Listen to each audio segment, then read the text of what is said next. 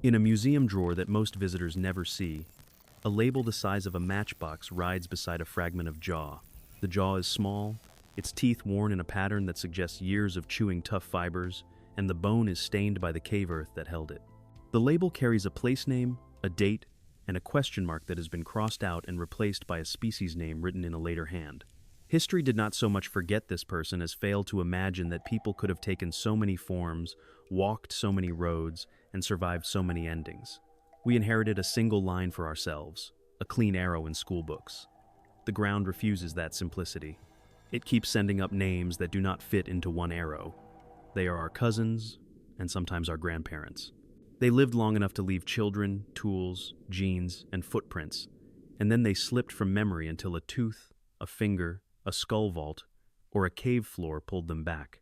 On a cold slope in Siberia, a cave sits above a river like a listening ear. People sifted its dirt by the handful, year after year, until a child's molar and a shard of finger bone worked their way into the trays. The finger did not look like a message. The DNA inside it was. It came from a person who was neither us nor Neanderthal. Later work recovered the tooth enamel of parents who belonged to different branches, one Neanderthal, one the same unknown line identified in that finger. A girl walked here whose mother and father came from worlds that had split and then stitched together again. We call that line Denisovan after the cave, because names keep us honest about where we first met them. Their genes did not stay in the cave. They traveled into bodies on high plateaus, where a version of a gene that helps with thin air still does its quiet work in lungs that have never seen Siberia. They rode into islands across a warm ocean, and into forests where people carry traces in bones that were never found by trowels and screens. The world that forgot them did not forget their code. We breathe with their help. We carry their signatures in facial bones and in immune systems that learned to argue with old pathogens long before we arrived. Far to the south and east, in a limestone chamber on an island, a small person left a skull the size of a grapefruit and feet, with long toes that flexed like a climber's hands. A campfire glow of headlines followed the first description. A tiny human who hunted pygmy elephants and cooked rodents and walked with a proud stalk through fern gullies kept our imaginations busy. After the laughter and the quarrels, the bones remained. The skull's vault was small, the brow heavy, the face a careful compromise between a long ancestral plan and a new way of eating.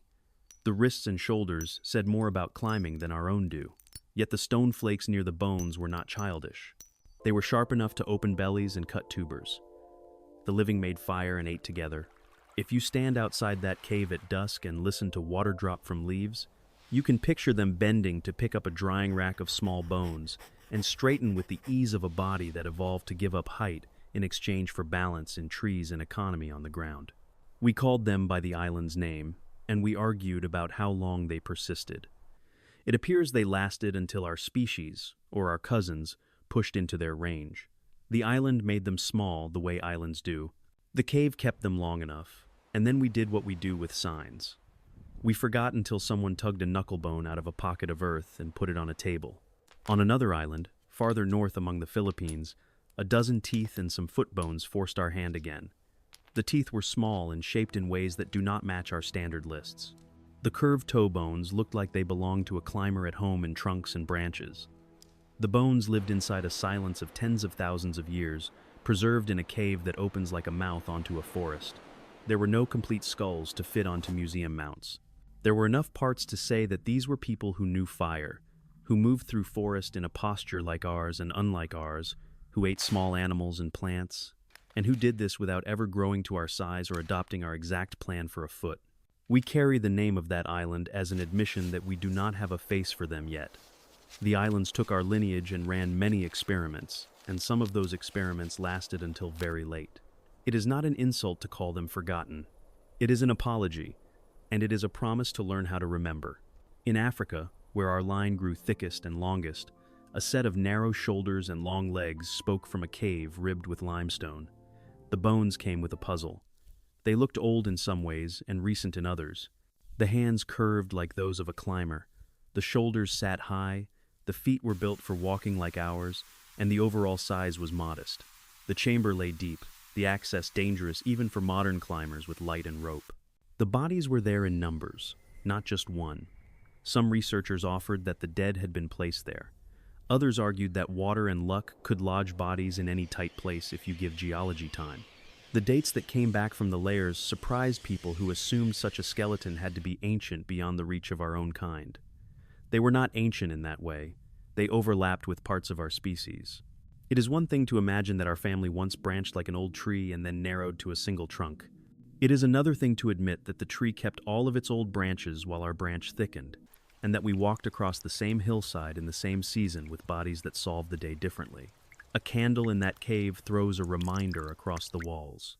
The hands that held it were ours and not ours. The opinions that rose in rooms far away were loud.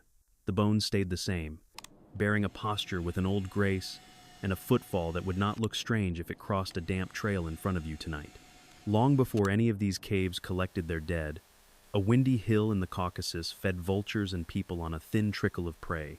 There, at a place where winter eats slow stories and summer pushes grass through shallow soil, a mandible rolled from a slope into a palm. It was not huge, it was old. It stood for a body that walked out of Africa early and learned that cold nights in the lee of a stone wall are only bearable if you share heat. The sight yielded skulls and teeth from individuals young and old, some with jaws small as a boy's. Their tools were simple stones struck to make razor edges that dulled quickly and then were replaced by new edges struck from the same core. Their faces were a mosaic, some patches familiar from older bodies deeper in Africa, some foreshadowing faces that would fill Europe later. We gave the place's name to that population. We learned that the first to leave the continent did not do it with everything we would later assemble. They did it with a way to carry heat and community, and a way to point feet in the same direction when days grew thin.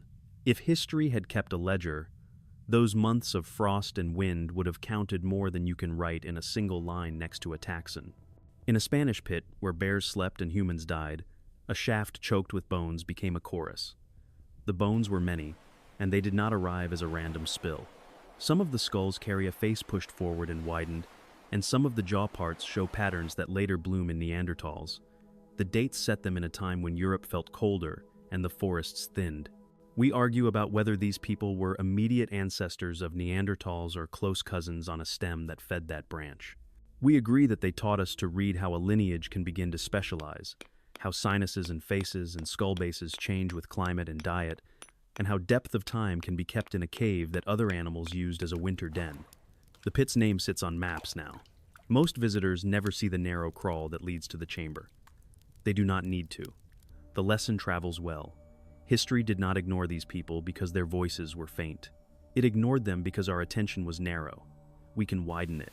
On a far plateau where the air cuts, a jaw with a tooth as wide as your thumbnail rode out of a riverbed in the hands of a monk.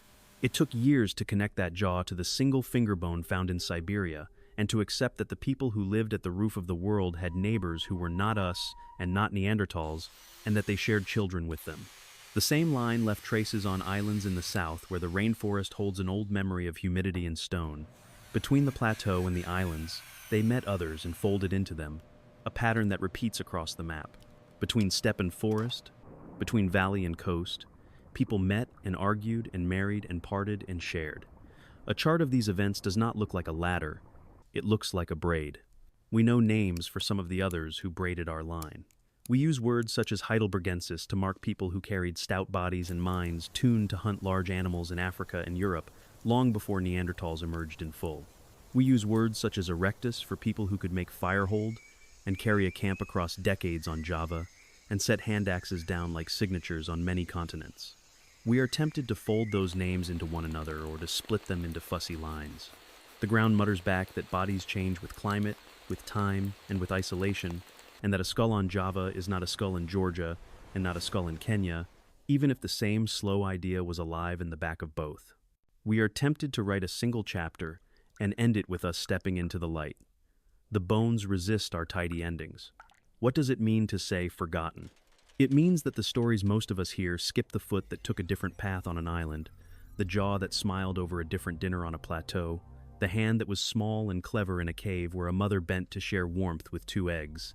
It means that we tell our children we are a single straight story, because straight stories fit in a textbook. The Earth's archive shows us crossings and returns, gifts and thefts, disappearances and survivals beside each other. It is our habit to grade cousins against us. That habit survives even in careful rooms. It falls away in the field where morning wind carries the smell of dust and a layer of thin bone shows through a cut. There the measure changes. A napper chipped a tool here and left a fan of flakes. A child stepped in volcanic ash, and the toes splayed as if in delight. A group carried a body into a cavity that could not be reached by flood. Or water did the carrying while those alive gathered under a ledge against weather. Every place adds verbs to a list that is longer than our pride would like. We do not need to romanticize the forgotten. Many of these people lived hard. Their bones show healed breaks, infections that left signature marks, arthritis in spines that bent over work or cold. Their teeth wore down to the gum line in middle age. Children died. Adults left no notes. Yet in small ways they made rooms from air and stone and heat. A hearth, a circle of stones, a pile of cracked nuts, a row of sleeping places carved into earth, a pile of pigment ground to powder. These are human even when the skull above them would not fit your hat. The habits that make our days bearable are older than our name. Even when our species spread, we did not travel alone through empty space. We met people who had learned every bend in a river before we arrived. We met eyes that reflected firelight as ours did. We shared food and anger and breath. We buried, or at least cached, the dead in ways that make sense to those who must live. In the bones of those who carry highland breath, we can see that children joined families without regard to maps drawn later. In the faces of some living islanders, in the shape of the molars, in the height of cheekbones, there are hints that these meetings were not occasional. We like to think of conquest. The ground shows children. We also need to talk about silence. Silence in this record comes not only from time, but from who gets dug and who gets named. Bones of a small person on an island come to the surface because limestone preserves them and because someone spared the time to trowel. Bones along an African valley floor turn to dust if rain cannot find them a roof. Stories of people moving along an Arabian lakeshore lose their edges when dunes cross their lines. A history ignored may simply be a history hard to find. That does not mean it is unimportant. The lakes that opened when climates shifted carried foot traffic, and the foot traffic left dents that fill with silt and disappear. Once in a long while, a storm reads them back to us. We should not take the absence of bones and tools as the absence of lives. We have learned to read DNA from soil, to pull old breath from a cave floor, and test it for the skin cells that fell in darkness. That work is young. Young work often finds what older habits missed. In a drawer with that small jaw, there is also a scrap of pigment and a pebble that someone struck twice and put down. The pebble matters because it says that the hand that picked it up knew the difference between random and sharp. The pigment matters because it says that someone in the group valued color enough to grind it smooth. A person with a shoulder built for climbing and a hand meant for both tree and tool sat and made color. A person who never stood at the end of an arrow in a diagram bent to help a child cross a log over a cold stream. Picture that moment, and then go back to the argument about names. It will look smaller. There is a mercy in that. When archaeologists list techniques for these lives, the words sound dry. Uranium series for cave calcite, radiocarbon for charcoal within range, luminescence for the last touch of sunlight on a sand grain, electron spin resonance for enamel, morphometrics for skull shape, ancient DNA for a strand hidden in a tooth root. But the thing these methods make is not dry. It is a calendar that fixes a child's footprint on a beach to a particular summer. It is a geography that ties a kind of tool to a river bend where a winter shelter only makes sense if a herd passes every spring. It is a family tree that shows not branches neatly diverging, but branches that cross, share bark, and then run apart again. When the charts and the photos of trays are gone, what remains is the feeling that the room we belong to was crowded long before we opened the door. What happens to a forgotten species when you remember? You do not change their bones. You do change your map. You change the advice you offer to a student who looks at a field kit and wonders if there is still anything to find. You change the reverence you hold for a riverbank that might be a book if you learn to read silt. You change the way you measure success for your own line. Alone is not an achievement. Alone is a condition you inherit after extinctions and drift, some caused by climate and some by us. If you want to be grateful for your place, be grateful to the tutors your blood remembers. If you want to be humble, be honest about how brief and narrow our chapter is compared to the shelf that holds it. Take one more walk through the drawers. There is a child's milk tooth from a chamber where strangers met and had a child who carried a face that would not make sense in any one gallery. There is a wrist bone that kept the line of a very small person steady on a steep slope above a river no map now shows. There is a toe bone curved to grip, a skull base that fits neither our species nor any other in full, and a jaw from a plateau where a person laughed at a joke you would understand if only you had been there. Outside the museum, in valleys and on islands, there are more. The silence hanging over them is not a verdict. It is a pause before speech. The ground, patient beyond any human schedule, will keep talking. If we listen, the arrow we drew to explain ourselves will look more like what it always was, a thread stitched into a cloth so large that it takes a night sky to see its pattern. We were not the first to watch flames leap in a cave and paint shadows on a wall. We were not the first to braid a net from plant fibers, nor the first to make a song with a reed. We were, however, the first to step back far enough to name and order what we found. The names matter only if they feed attention. The orders matter only if they make room for new parts to enter.